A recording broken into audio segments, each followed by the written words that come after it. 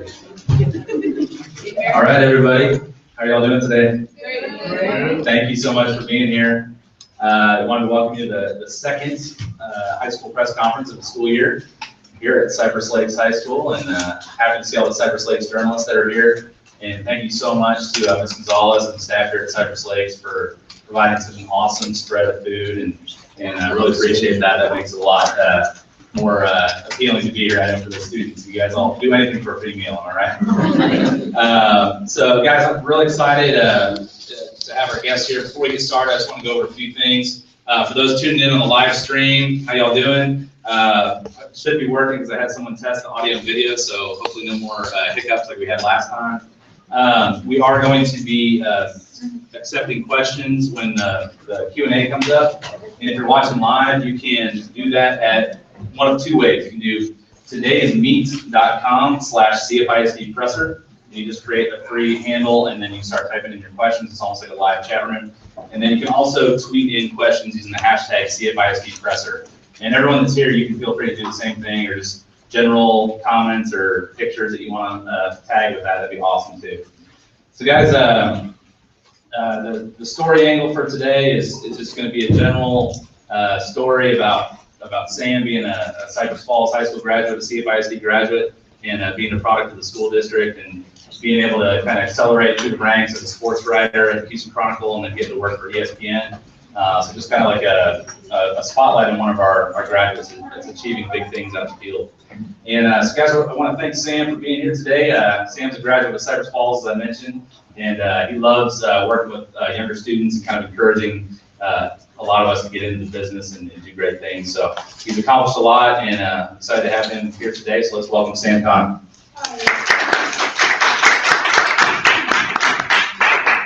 Thank you, Joel. Thank you all for having me. I'm glad to be here. Just a few notes on me. I've been in the industry for 10 years. I started in 2005 at the Houston Chronicle. I got hired there after graduating from the University of Houston.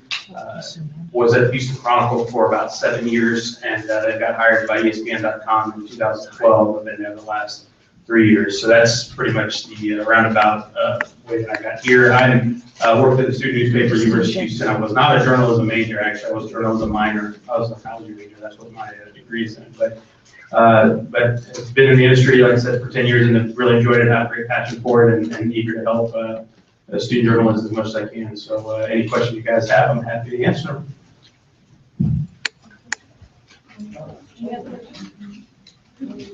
Raise their hands. And guys, if you have a question, just like we did at the last press conference, just say your name and your school you're from, so Sam can kind of hear what schools are represented here, and on the feed also. Thanks. Hey, Sean L. from Houston Village.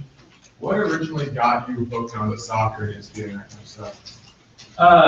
In terms of my job, Yeah. like what got me there, I was fortunate to be sought out by a editor at ESPN.com. I was covering college athletics at the Houston Chronicle for a couple of years. My first 5 years, I covered high school sports, and then I covered college athletics for about a year and a half.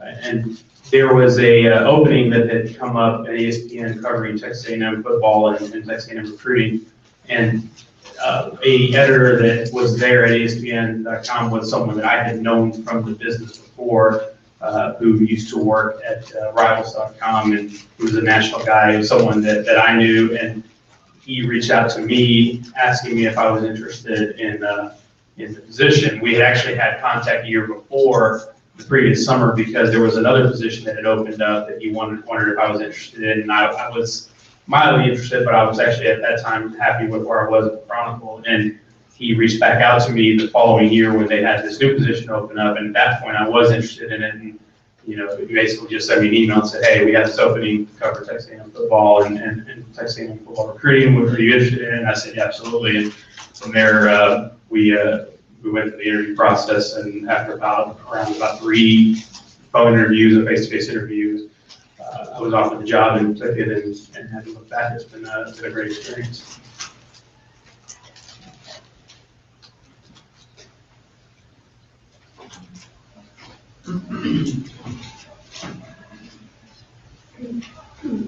Stephanie Hernandez, 5'8". What was your most memorable high school game covered? Most memorable games that I've covered at the high school level, I would say there was two. In 2010, there was a state championship football game between Pearland High School and Euless Trinity. Trinity was a very heavy favorite in that game. Pearland was an underdog, and I was working at the Chronicle at the time covering high school sports, and high school football was the biggest thing at the, on the high school beat. And that game I remember particularly just because early on, Trinity scored a touchdown very quickly, and I thought to myself, I was like, wow, this is going to be, they're going to blow them out. It's not going to be very close.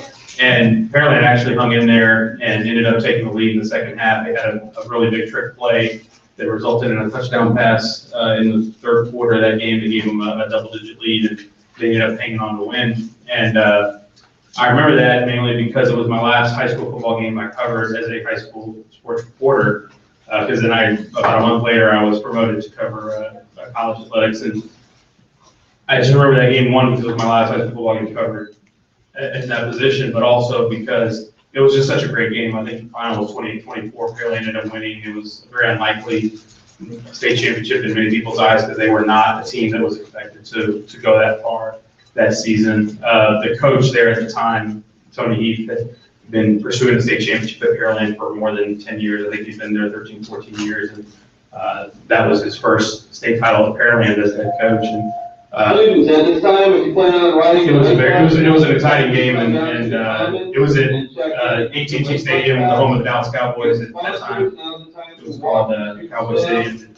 It was a great atmosphere. So I think 43,000 people were there that day, which is kind of crazy for a high school football game, but in Texas, that's kind of how it goes. There's large crowds for high school football games. So the other one that really stands out for me was I covered the Yates high school basketball team, the boys high school basketball team in 2008, 2009, 2010, a couple of years when they made national headlines when they had beaten Lee High School 170-35, and that team generated a lot of controversy nationally because of debate over sportsmanship, because of the margin by which they beat Lee High, and that team ended up going undefeated that set in 2009, 2010, and winning the state championship. And their state championship game, I think they trailed for the first time in a long time in the fourth quarter and ended up coming back to win.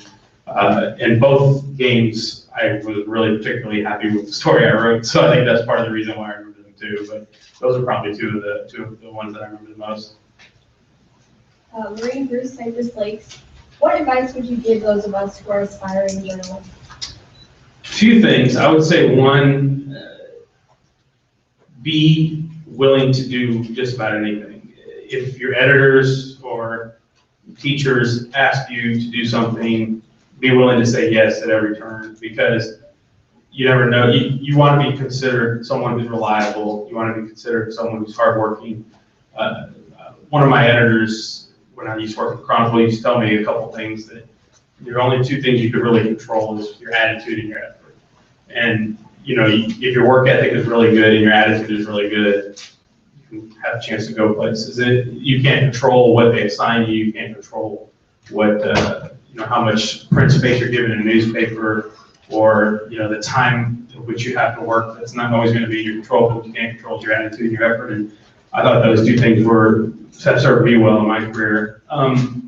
Also, I would say read a lot. I've found the best reporters and best writers are voracious readers. I mean, and when I say read, I mean reading news stories, reading good journalism. Identify the people who are where you want to be in your career. Read what those people are writing, how those people structure their stories, what kind of reporting they do.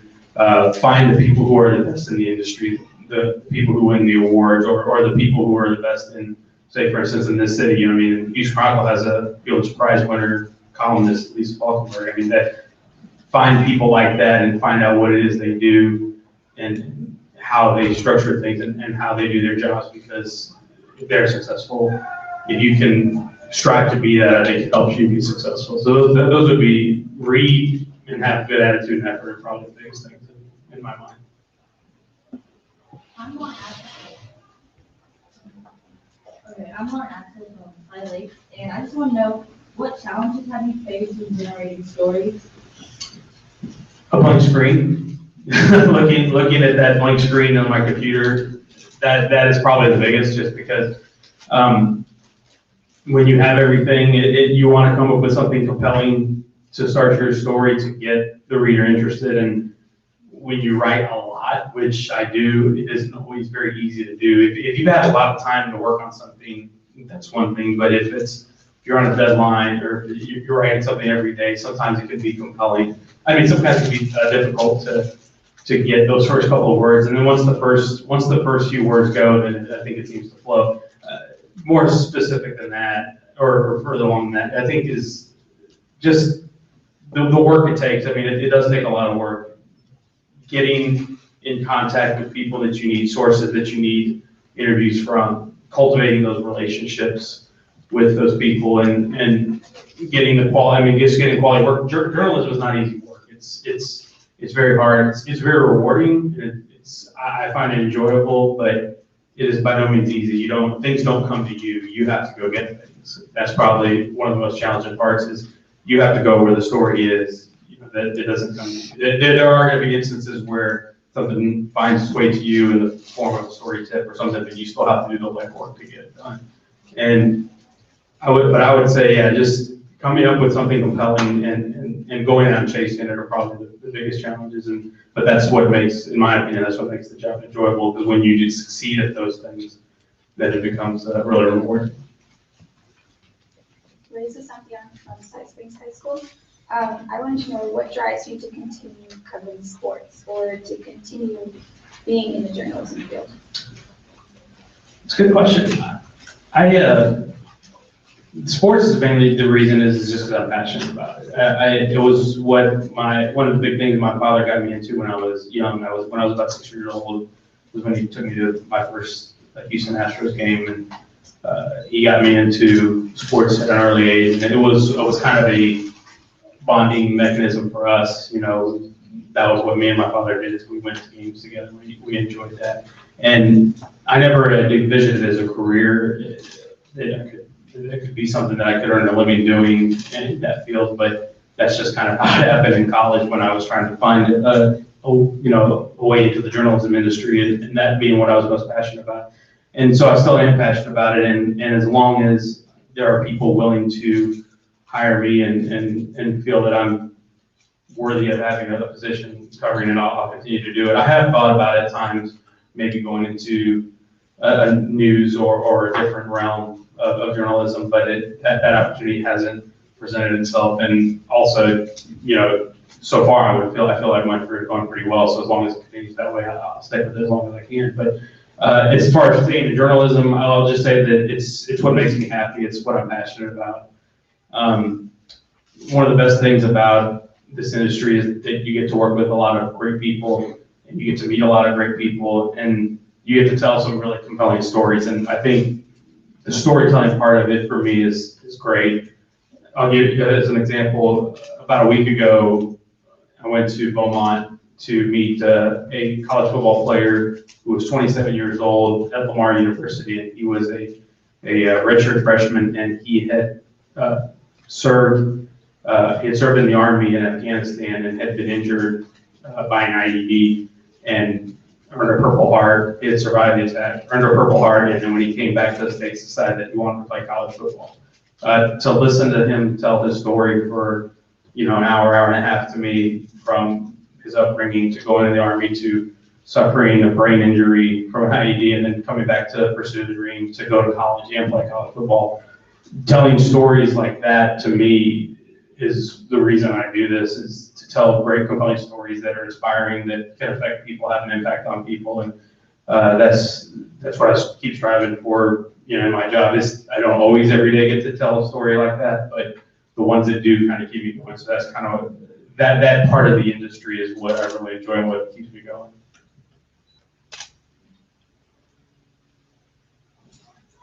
Cameron Jones, Cypress Falls High School. Who are your favorite teams to cover? I don't know that I have a lot of favorite teams to cover per se.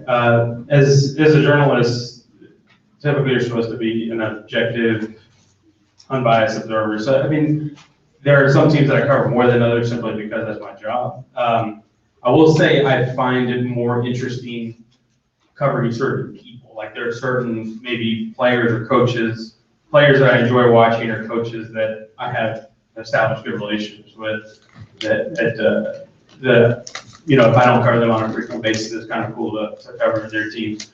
I did graduate from the University of Houston, so naturally I do enjoy covering. There we go. There we go. Got to figure it out. I naturally, because I went there and I spent 4 or 5 years there as a student, I'm naturally going to enjoy that. But even with that, it's a job, and when I'm there working, it's I don't really allow that to enter my mind. For instance, I covered a game. Houston played on Saturday versus Memphis. They were down by 20 points, and they came back and scored 21 in the fourth quarter and won.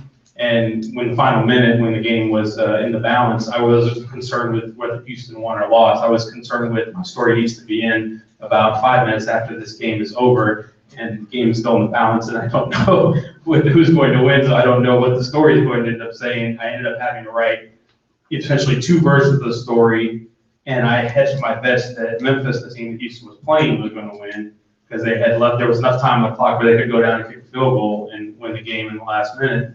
And they went down and kicked the field goal, and they missed the field goal. And as soon as they missed the field goal, there was about 39 seconds left, and I was stressed out because I had written more about a possible Memphis win than I had written about a possible Houston win. And at that point, it did not matter to me whether Houston won or lost because I was simply concerned about meeting my deadline and getting cohesive copy in before my editor got mad and wanted to be fired. So it is enjoyable going back to University of Houston sometimes because, like I said, that's where I spent a decent chunk of my life.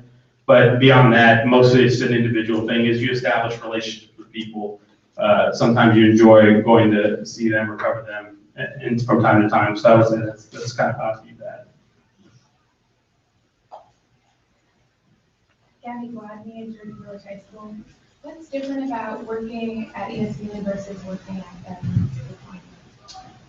There are a few things. For one, I don't go to an office every day like I used to. At the Chronicle, we had the main office down in downtown Houston.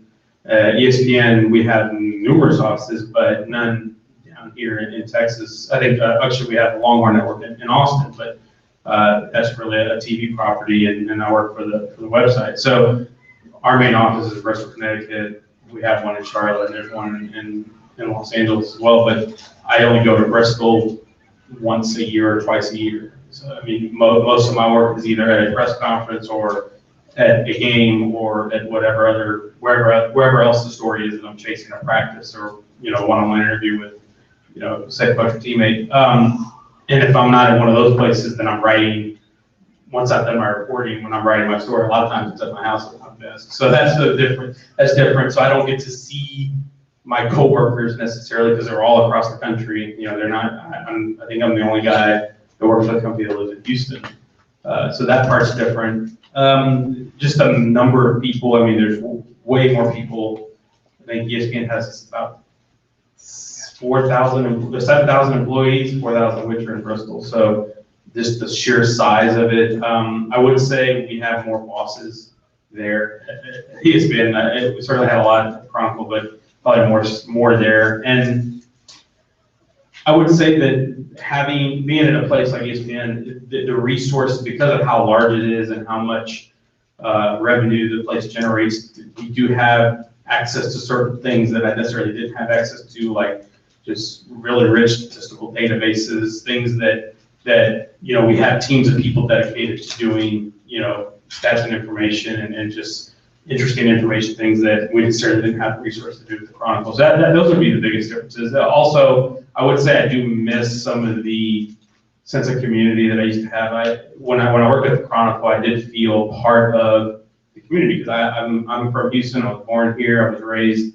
here. I graduated in this area from Cypress Falls. And when you work at the paper, the local paper in town, that you kind of have a sense of that you're part of that community. So I don't really have that anymore because I don't necessarily cover Houston things on a regular basis. I cover college football and, from different various parts of the country. So I would say that that's another big difference too, is it's a little bit more of a detached feel in that regard for the audience you're writing for. Whereas, the audience I wrote for in Houston, I may know people that read my stuff because, I've lived here and spent all 31 of my 33 years of my life here.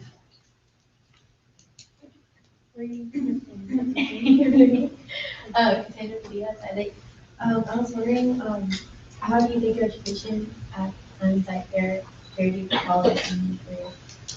For my career, not necessarily because I didn't do high school journalism. I didn't discover that I had a passion for journalism until I was in college, so I didn't really have a chance to experience working at a high school newspaper and do that at that level. For college, it prepared me just fine. I was plenty ready for college, though unfortunately I wasn't disciplined enough for it. That was my own deal.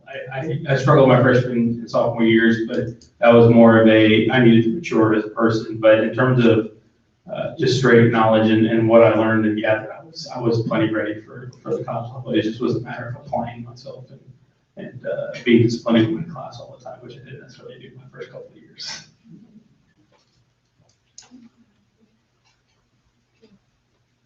Okay, Stephanie from Athletics.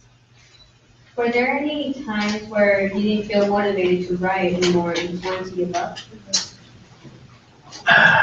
I will say there have been times where I have been unmotivated for a particular story or for a particular game. I will say if it's something that I was assigned but I didn't necessarily find compelling personally, yeah, there's times where you're going to get a little stagnant. But I don't know that I've ever decided to give up the industry. There were certainly times where it got hard and I wondered if I was cut out for it. I wouldn't say that I was wanting to give it up, but there were times where I doubted myself, whether I was good enough to remain in this industry and whether I belonged in it.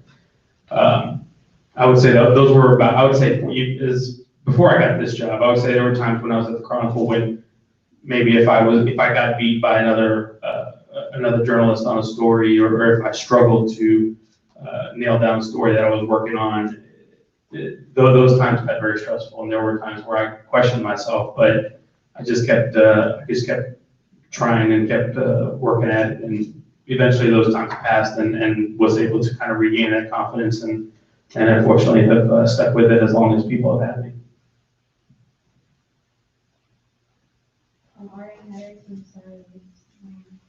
In your position, you come across a lot of information. How important is it to protect your anonymous source? That's of utmost importance. Integrity is at the core of what a journalist is, and people have to be able to trust you. Your audience has to be able to trust you. The sources you work with have to be able to trust you. And if you lose that, you risk losing the story, you risk losing the audience, and that happens, you risk losing your career.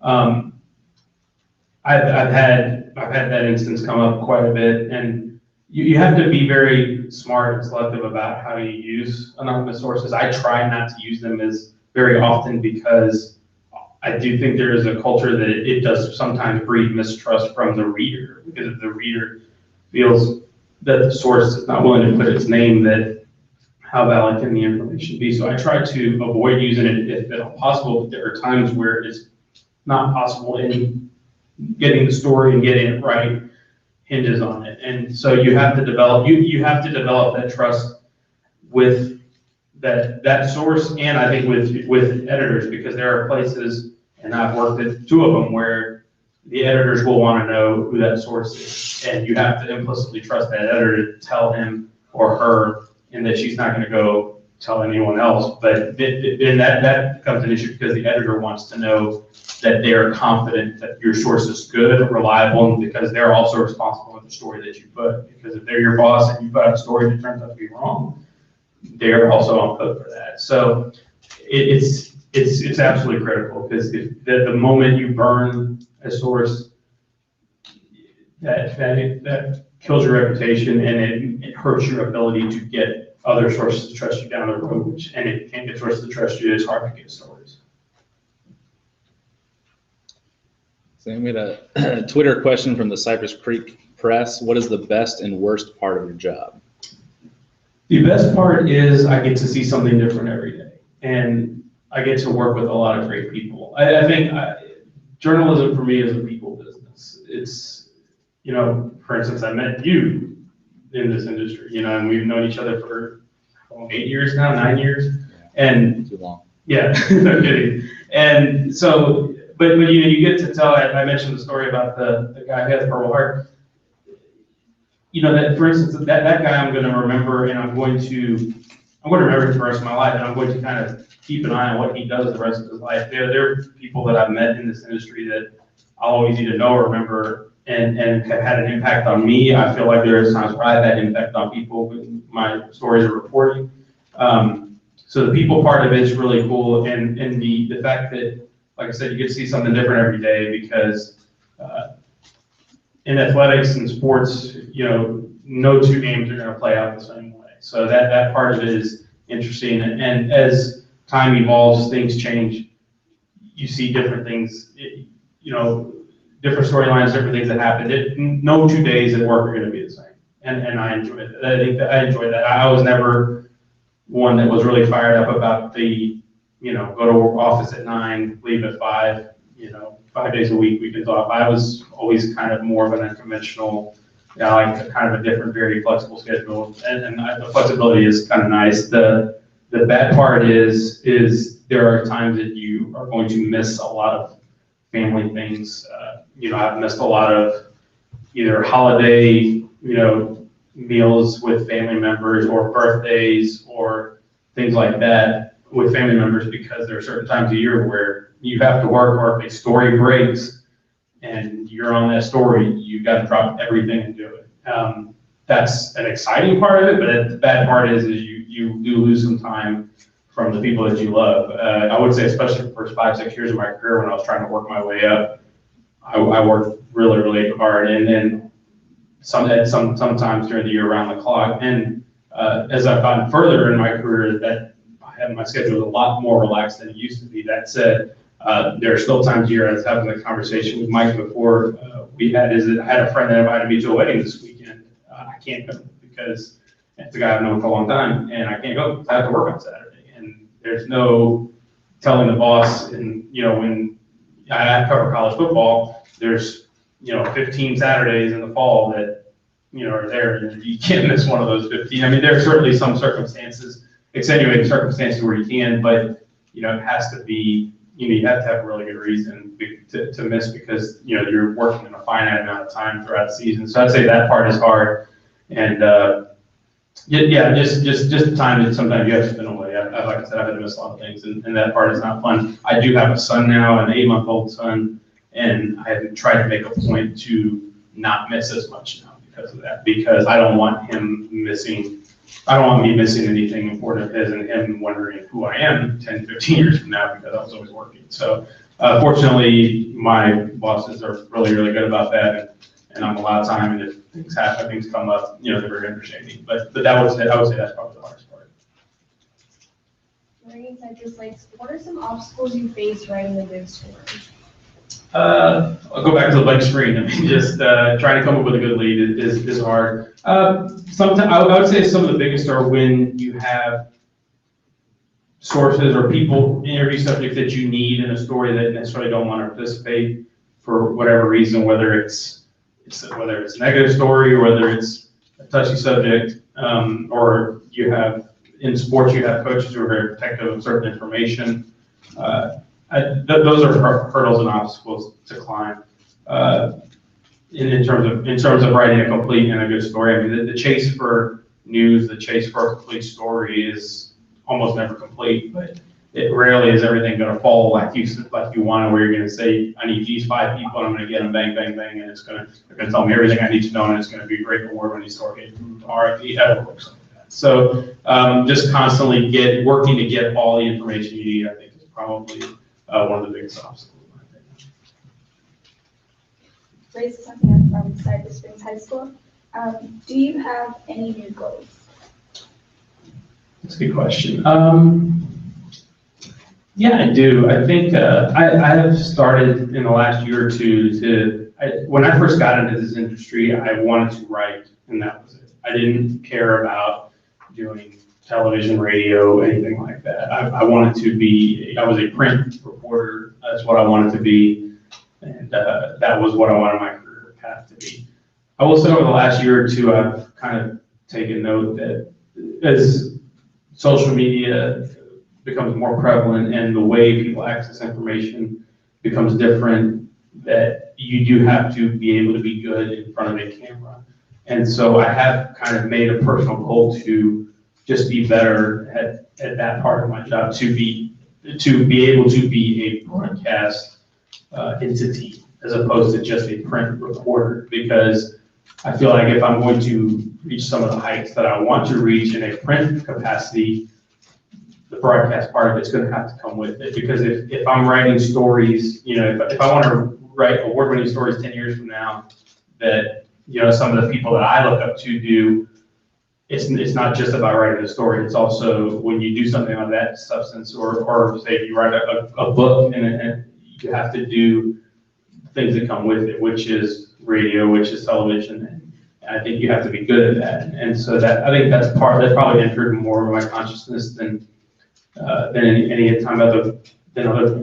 other time than before. But I would also say not necessarily related to my job now, but I do at some point, once my time runs out in this industry, whenever that may be, I would love to be a college journalism professor, because I had several at University of Houston that had a really big effect on me, and I'm here and I'm successful in large part because of the influence that two of my professors in particular had on me, and the impact I've seen them have on other student journalists is what I would like to have at some point whenever my career runs its course. So I would say that's probably a goal of mine too, which when I first got into this industry, I never thought about that, but I'd say in the last 4 or 5 years, I started thinking about what's after journalism, my journalism career, and I think teaching journalism at college level would be a goal of mine. So would you suggest, because of modern technology, that we find other ways to get our stories out besides printing? I would say learn how to tell a story in many ways. That's the thing. Like, you may tell one story and may write one story, but yes, I would say it's important to learn how to tell it in a print capacity, in a broadcast capacity, or a podcast, what have you. Because, me as a consumer personally, I consume all those things. I see, you have so many websites now that when you click on the story, there's a video that plays on top of the story right away. And, if it's your story, chances are you're going to want to be the person on that, because you're the one who's the expert on the story, you're the one who reported the story. And so I think you have to be versatile enough to do that. And like I said, I think it's not necessarily, learning, it's not necessarily being, I have to tell it this way, I have to tell it this way. Just know that you have to be versatile enough to do it all, because when a organization is looking to hire somebody, they want someone who can check a lot of boxes off in terms of their abilities, that we can trust them. They can do this, they can do this, they can do this. And the more versatile you are, the more appealing you are as an employee.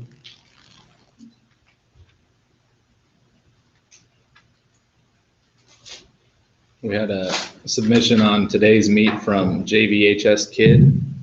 Is that someone here? What is your favorite sport? To cover or to watch? Open-ended. Okay. To cover, it's probably football, but that's just because that's what I've covered for the majority of my career. I spent more time covering American football, I should say. To watch is actually soccer. And it's funny because when I first got into this industry, I did not really know the sport and really had no interest in the sport. But I found that as the further along I've gone in my career, when I'm working, it's great. But when I'm not working, I don't necessarily want to be watching what I do for a living. So I don't necessarily, I watch this NFL on Sundays, but if you give me a choice between, random NFL game and an English Premier League soccer game, I'd probably take American soccer game, because I don't have to worry about anything related to my job. It's just fun just to kind of sit back and watch it. And I've kind of grown an interest in it over the last 4 or 5 years. It's still kind of new to me, even though I've followed it now for maybe about 3, 4, 5 years. But it's not something I followed my whole life, so I find it really interesting and fun to watch. So those would be football and soccer. Yeah, I think last year was village. Is there a sport that you don't enjoy covering, and if so, then how do you get the motivation to write about it? I wouldn't say there's anything I don't enjoy. I would say that if I'm not an expert on it, or if I don't really have a lot of knowledge of it, I find it difficult, and it is hard for me. When my very first year at the Chronicle, I did a lot of different things. I remember they sent me out a couple times to cover horse racing at St. Houston Race Park.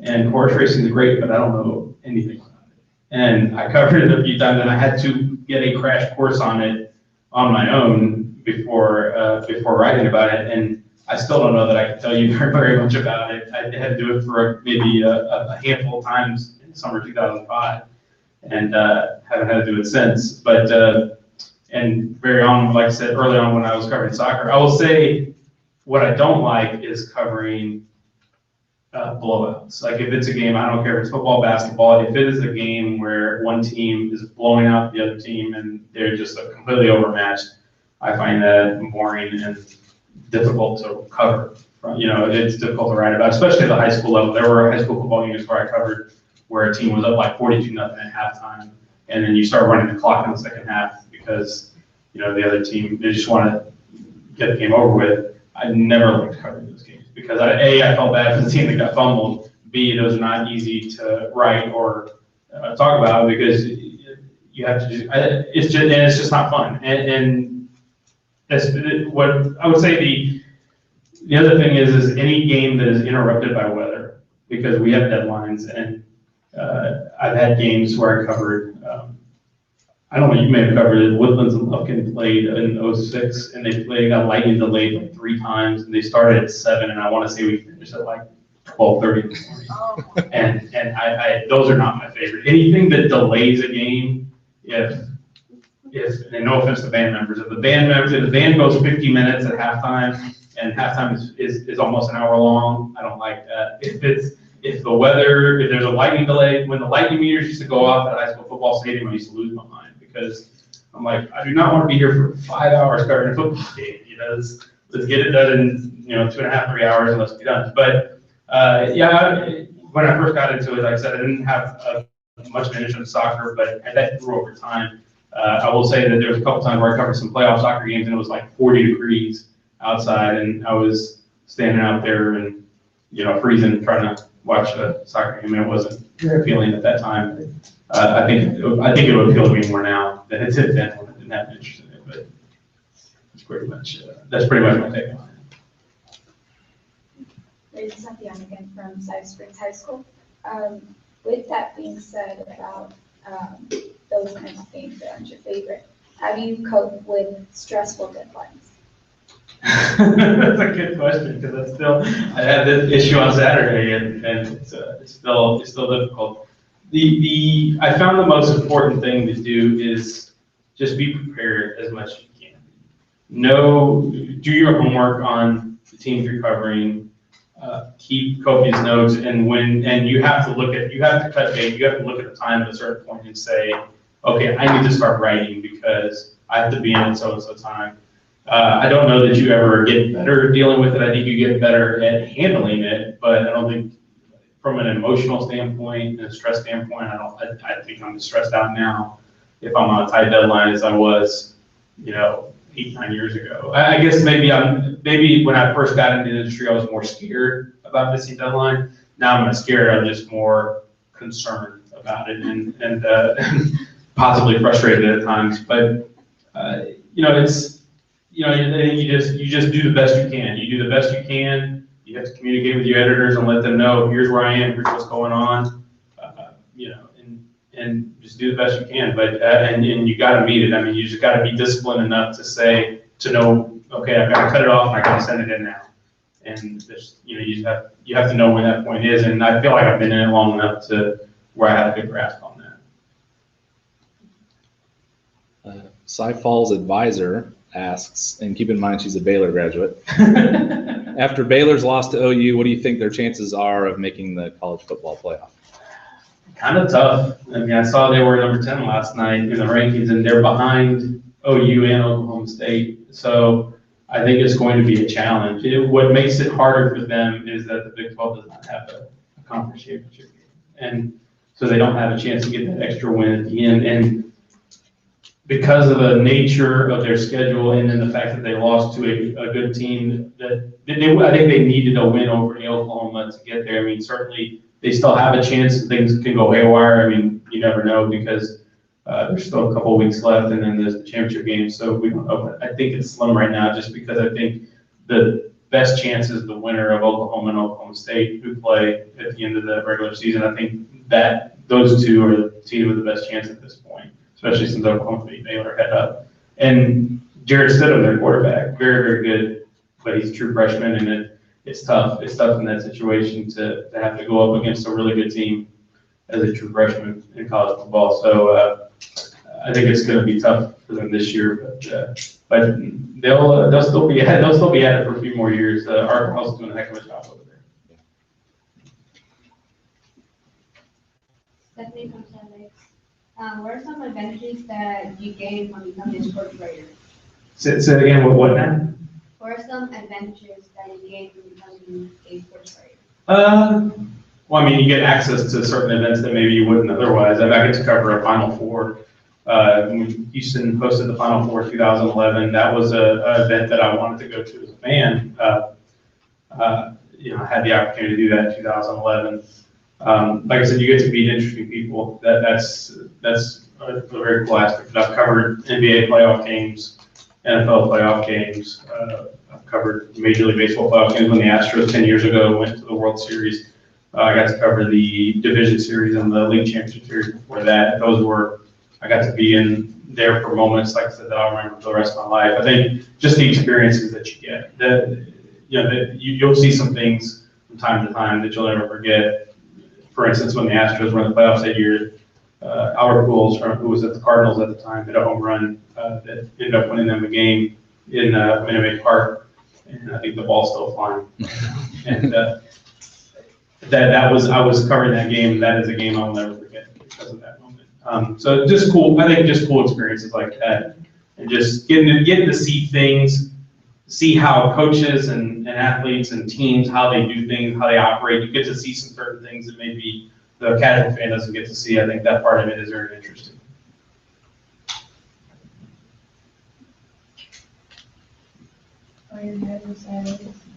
One of the best dressed sports writers, blacker than three coaches, better than you see to be crowned as champion in the West Coast and Can you repeat the question? Yeah, she asked about that I had won the best dressed sports writer competition in 2014. What does it mean, and what have I done? What steps have I taken to defend that title?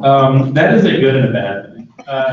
I'll tell you the story. Okay, when I covered high school sports, I dressed mostly like you guys dress, like a polo or t-shirts and jeans, maybe some shorts if it was in the summer. When I covered high school sports, that's what I wore, because a lot of times when you're chasing athletes and coaches around, and in high school you have to chase them around. There's no press conference they bring them to in some air-conditioned room. No, you have to go after a game. You have to go out on the field and chase everyone. So when you're doing that in September in Texas and it's 100 degrees, it's not ideal to be wearing pants and long sleeves. So I dressed like a normal Texan would dress in September or in spring when I covered high school baseball, what have you. But when I got promoted to cover college sports in 2011 and covered University of Houston, the first football game I covered, I wore a sport coat and a dress shirt, no tie, and some slacks and shoes, nice shoes. And because I thought, I was like, well, I'm covering college sports, it's going to be, it's going to be a little bit higher level than I was before, so I should dress a little bit better. So I would always go to a game either in a shirt and tie, or I would go a dress shirt, no tie, and a sport coat. I basically whatever I had in my closet that was somewhat nice. I really didn't make enough money to be buying a lot of nice clothes. In 2012, when I got hired by ESPN, I started covering SEC football. The very first game I covered was Texas A&M in Florida in 2012. It was their first game as members of the Southeastern Conference.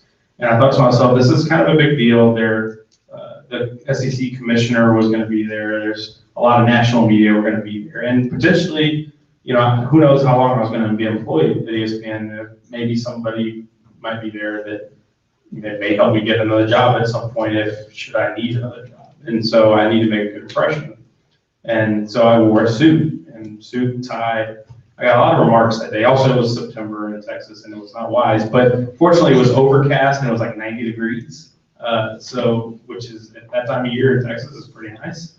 So I was fortunate enough, but I got a lot of comments on it.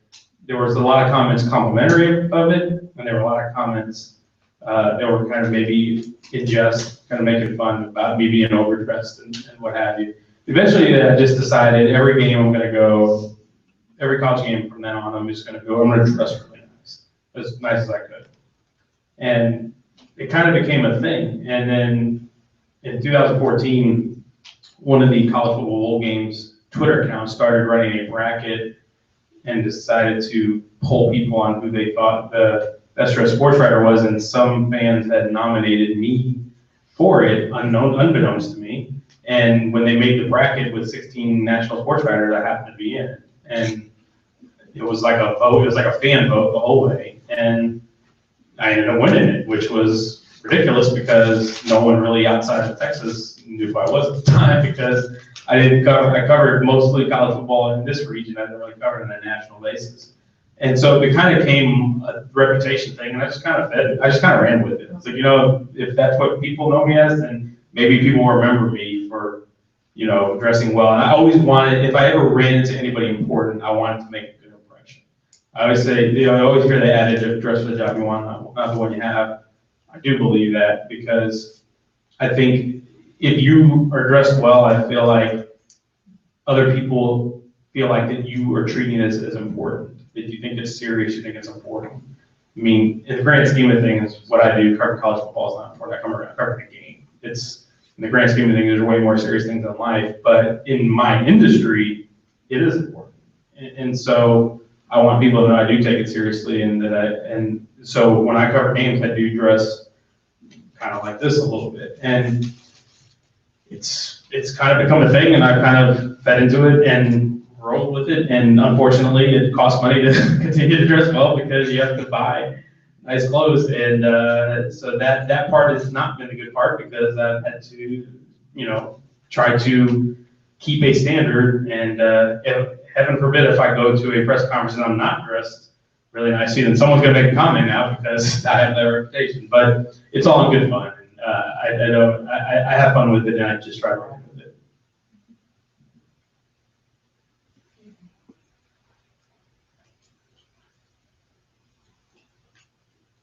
All right. Austin Dunson asks, we recently had just a backstory, we had a competition on Instagram for the CFISD's best student section. So, and it wasn't just bodies and seats, it was also like a social component, like votes and stuff like that. Cy Falls ended up winning. So how do you feel about your alma mater winning CFISD's best student section? Two things. One, that's really cool. Good for them. Two, I went to one high school football game this fall, and you were there. It was Cy Falls and Cy Ridge at Bridget. And that night, Cy Ridge's student section was way better than Cy Falls.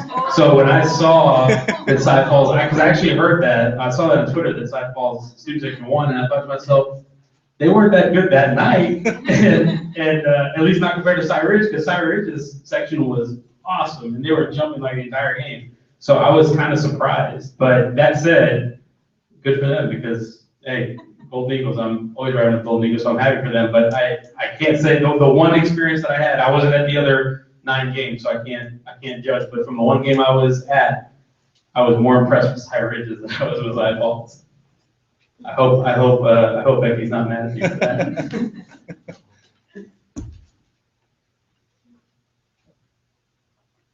And then we did have one final question from Cypress Creek Press. What steps should high school journalists be taking right now to pursue a career in the field? Just keep working. Like, find, well, like I said, I go back to some of the things I said earlier. Read a lot. Read when current events happen, keep up with current events. That's a good thing. I used to have a professor at the University of Houston that used to give current events quizzes every week. I think it's important, no matter what your passion is, to keep up with what's going on in the world, on a local level, on a state level, on a national level, on an international level. So I think that's very important to do. The more knowledge you have, the better a journalist I think it makes you. To look for any opportunities to write, whether it's at your student paper, whether it's for the weekly paper around here, Houston Community Newspapers, any internships when you go to college, seek out as much in terms of internships, seek out opportunities at your student paper at your college when you get to that level. I think those things are important, but and talk to people who are doing what you're doing. Find professionals in the field. If you're a high school journalist and you're at a sporting event or you're at a board meeting, go find the people who are there working it, that are working it for the newspapers, either locally or statewide. Go find those people and go talk to them, ask for advice, because I've found in my time that most professional journalists are more than willing to talk to the students and help as much as they can because they have a passion for this industry and they want it to continue to do well. So seek out those people and ask them, for advice. And like I said, I would just, like I said, have a good attitude, have a good work ethic, read a lot, and just keep doing it. Keep working, keep writing, keep reporting, keep learning about it, because the only way you get better is by experience. This is one of those things you can teach journalism, but you really don't become good at it until you do it a lot. People want to know when they hire you, they want to know, can he get the job done? Can he report the story? Can he break news? Is he a reliable reporter? Not necessarily what you know. You have to learn how to do it. So that's what I would say. Awesome. Anyone else? Any other questions? Oh, one more. Me from Civics. Do you have any regrets since becoming a sports writer? No, none. It's been a great experience. I mean, just like any job, there are parts that are not going to be your favorite.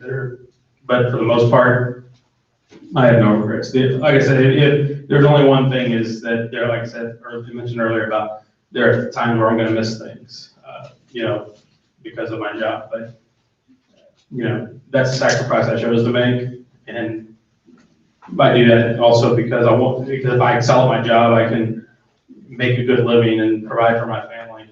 And that to me is really important. So overall, no, not at all. I've been doing it for 10 years and I hope to do it for at least 20 more. All right, the only other thing I want to show you is the Cypress Falls Journalism just tweeted a photo from the 2000 Golden Eagle yearbook. Wow. Look at all that hair. That is, at least I smile, that's what my mother would say. I'm glad I don't wear my hair like that anymore. That's what I'll say. But it's a handsome young man. All right, guys, let's give Sam a round of applause. Thank you very much. Thank you, Sam. Like I mentioned, the video that was recording it is going to be posted automatically, so it'll turn into a YouTube video that's been streaming the whole time. So if you guys want to go back and reference any of the quotes or whatnot, you can do that. Wanted to give it just some final thank yous. All the journalism advisors that are here today, Mr. DeMonte, Ms. Comstock, Ms. Gonzalez, thank you guys so much. Sarah, thank you so much for all the awesome food. Thank you, Cypress Journalism, for hosting. You guys are awesome hosts. Thank you so much. Thank you to everyone from the communication department that's here too. Gary, our photographer, John, our CFTV, and then Stephanie, our director in the back. So thank you guys. Lastly, yes, ma'am. I thought I'd say thanks, Bill. Thank you. Thank you. Lastly, the next press conference is going to be December 9th, and we're going to do it at Cy Ridge High School. And our guest, who was actually really popular, everyone seemed to enjoy him last time he was here, was our Chief of Police, Alan Bragg. And so he'll have some more good updates about what they're doing in the department. They just recently all got body armor for all the officers, so kind of a cool story idea there. Anyway, we're going to go ahead and dismiss, and if I could call everyone up here to get a group photo with Sam, I'd love to do that. And then just don't forget to sign out before you leave and grab any more food you want before you leave. No problem. It's okay. No, that's fine. No, I'm all good.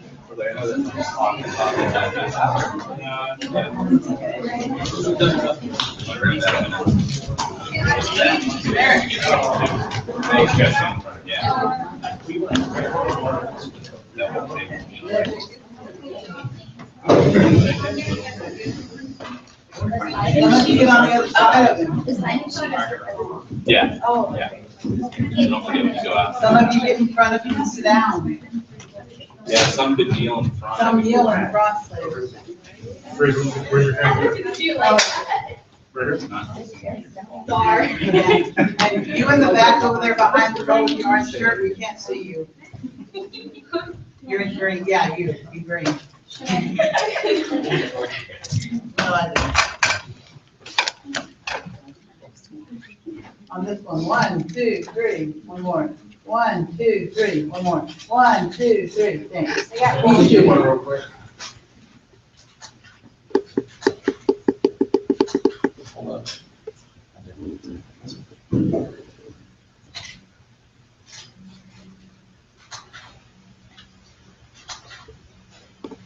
Gabby, you hiding? That's it. Yeah, you are. That's Here. You go, 1, 2, 3. Thanks. Okay, that's not fun. Somebody's phone, you know. It's like my mother-in-law, family gathering.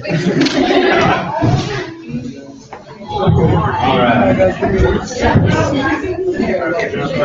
You know, let me put it this way. It doesn't matter how questions are very questions. They're all matter. Get it.